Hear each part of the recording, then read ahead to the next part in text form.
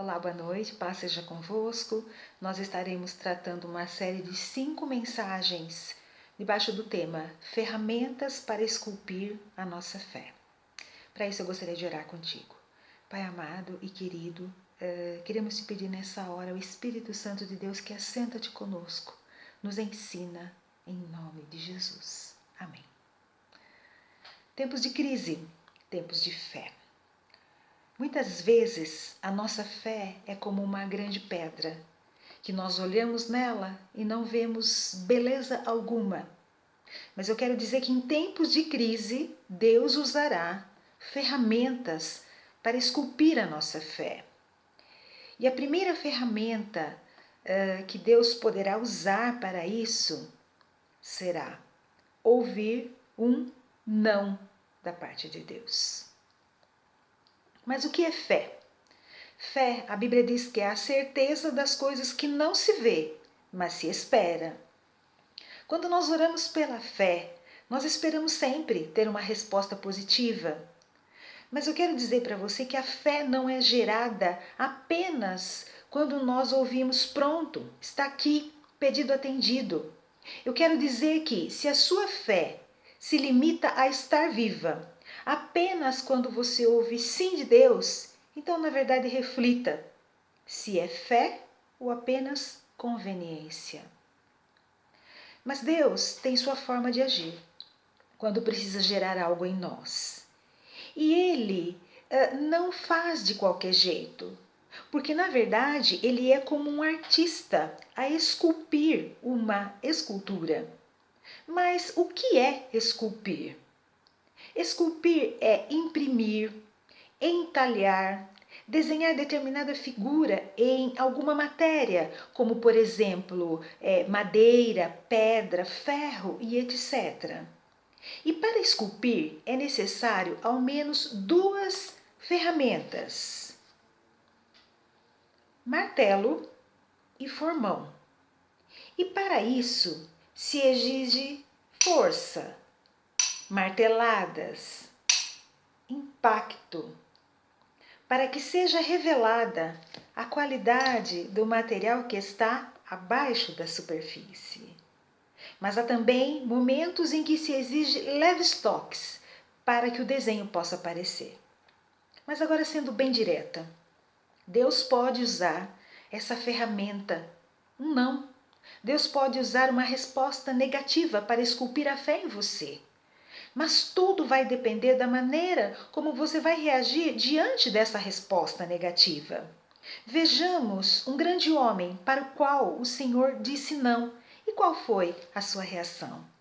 Eu quero ler com os irmãos o texto de 1 Crônicas, capítulo 22, do versículo 6 ao versículo 10, que diz assim: Então chamou a Salomão, seu filho, e lhe ordenou que edificasse casa ao Senhor, Deus de Israel. Disse a Davi, este é o homem, a Salomão: Filho meu, tive intenção de edificar uma casa ao nome do Senhor, meu Deus.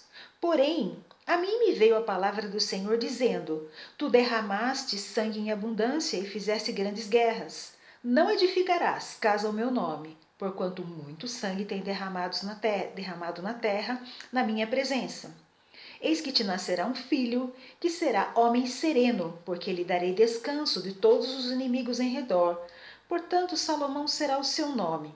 Paz e tranquilidade darei a Israel nos seus dias. Este edificará a casa ao meu nome. Ele me será por filho e eu lhe serei por pai. Estabelecerei para sempre o trono do seu reino sobre Israel. A Bíblia chama de Davi um homem segundo o coração de Deus. Não porque fosse melhor do que eu e você.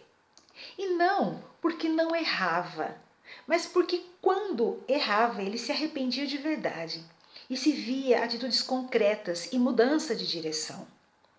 Diz a palavra que Davi foi escolhido rei de Israel pelo próprio Deus, além de ser um grande guerreiro.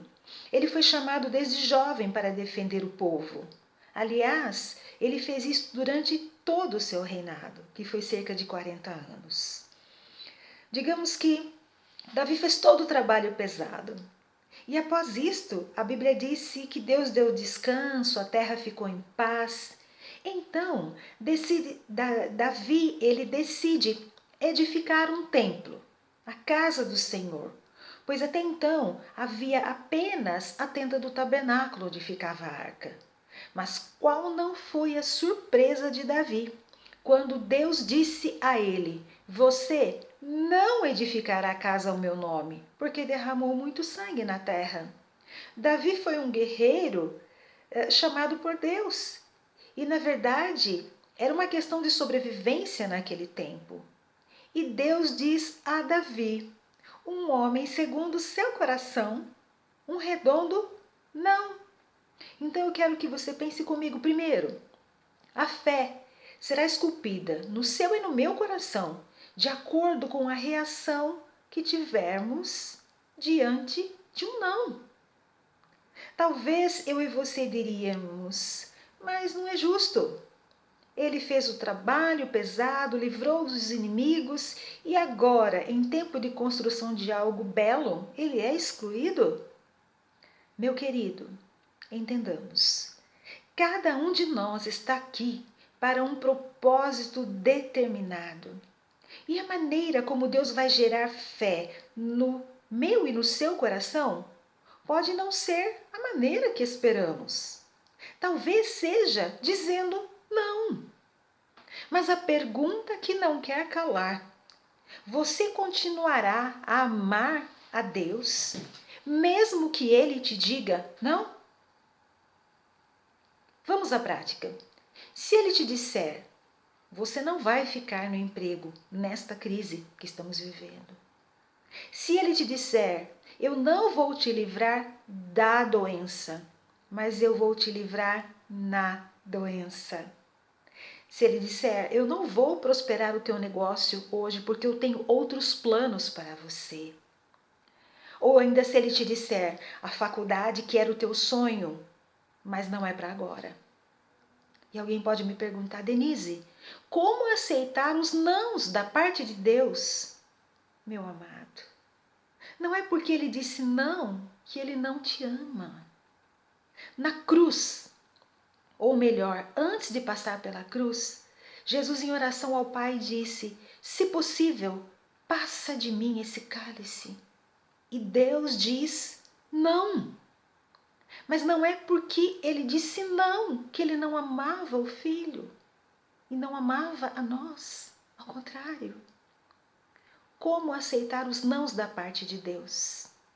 Lembrando das promessas dele, que diz: eis que estarei convosco todos os dias até a consumação dos séculos. No não, ele estará conosco. Sua fé será esculpida de acordo com a reação que você tiver diante de um não. Então eis o desafio. Saia mais forte diante de um não. Segundo, a sua fé será esculpida em você se entender que Deus faz tudo de maneira excelente, ainda que não seja a sua maneira. Após ouvir um não da parte de Deus, Davi, ele não se rebela com Deus dizendo: o Senhor não poderia ter feito isto comigo. E muitas vezes eu e você nos revoltamos quando Deus não atende a nossa oração, o nosso pedido. Mas olha a postura de Davi. Este homem era um homem diferenciado. Após receber um não da parte de Deus, ele vai para a casa do Senhor, que até então era uma tenda, onde havia a arca do testemunho. E ele faz uma oração de agradecimento. Isso está lá em 2 Samuel, se você quiser ler. E diz assim, ele diz ao Senhor: quem sou eu e qual é a minha casa para teres me trazido até aqui?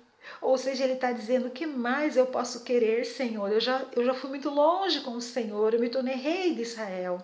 E ele diz: tu me conheces bem, ó Senhor.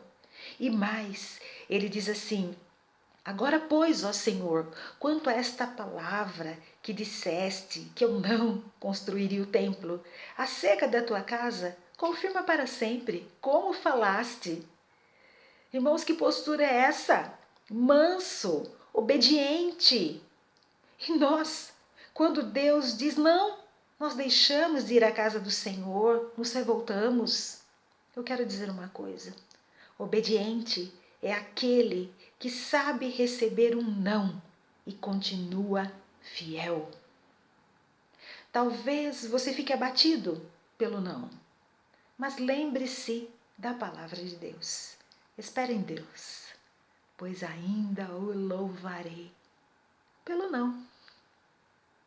E Davi, depois do não, continua. Ele surpreende, ele vai além, quando ele diz assim: Deus, me abençoe, para que eu fique para sempre diante de ti. Gratidão pelo não. Que Deus nos ajude a agir assim. Terceiro, a fé será esculpida em seu coração, a partir do momento em que você resolver em seu coração colaborar com o que o Senhor está fazendo. A Bíblia diz em Crônicas 22 que Davi, após ouvir um não, e sabendo que o seu filho Salomão, que assumiria o trono, era jovem e inexperiente, ele começa a fazer todos os preparativos para a construção do templo. Diz a palavra que ele contratou pedreiros para fazer as pedras de cantaria, ajuntou ferro, bronze, madeira de cedro, tudo isso em abundância. E finalmente ele fez a planta do templo e entregou tudo a Salomão, que faria uma obra monumental. Davi decidiu colaborar com o que Deus estava fazendo e seu coração se alegrou. E eu quero dizer que quando nós entramos dentro do mover de Deus, nosso coração se enche de alegria, porque nós entendemos que nós estamos no lugar certo, no centro da vontade de Deus. Aliás, o livro de Coríntios diz que nós somos cooperadores de Deus. Eu quero dizer, quando Deus move situações desta forma, e muitas vezes nós nos rebelamos, ele tem que tomar algumas atitudes drásticas. Quando alguém está se afogando e o salva-vidas decide resgatá-lo, muitas vezes, pelo desespero, ele pode começar a se debater e atrapalhar o resgate. Então, muitas vezes, o salva-vidas tem que desacordá-lo através de um soco. Então, inerte, parado, ele passa a colaborar com o salvamento. Eu quero dizer, confia no Senhor de todo o seu coração e reconhece-o em todos os seus caminhos. Para esculpir, é necessário ao menos 2 ferramentas: martelo e formão. E exige forças e marteladas. E esculpir a fé pode doer, mas a nós cabe olhar firmemente para o autor e consumador da nossa fé. Que a obra do Senhor seja completa em nossa vida e saibamos ouvir um não da parte de Deus, porque isto é uma ferramenta para Deus esculpir a nossa fé. Eu quero orar contigo. Senhor Deus, obrigado pela tua palavra. Que sejamos homens e mulheres que se deixam ser trabalhados pelo Senhor, usando os recursos que o Senhor achar melhor, que o Senhor achar conveniente, que o Senhor achar bom para nós, porque eu sei que tudo que vem da tua mão é abençoador. Então, em nome de Jesus, que o Senhor nos ajude a ter um coração manso, como o coração de Davi, um coração obediente, que sabe ouvir não, mas que continua fiel, e que nós possamos fazer a oração que Davi fez, mesmo ouvindo não, que possamos desejar permanecer na tua presença para sempre. Eu oro É o meu desejo, que seja o desejo dos meus irmãos, em nome de Jesus. Amém. E que sejamos não uma pedra bruta, mas uma pedra que se deixa esculpir, para que a beleza da fé se veja em nós. Deus abençoe, meu irmão. E até o próximo vídeo com a segunda ferramenta para Deus esculpir a nossa fé. Deus te abençoe.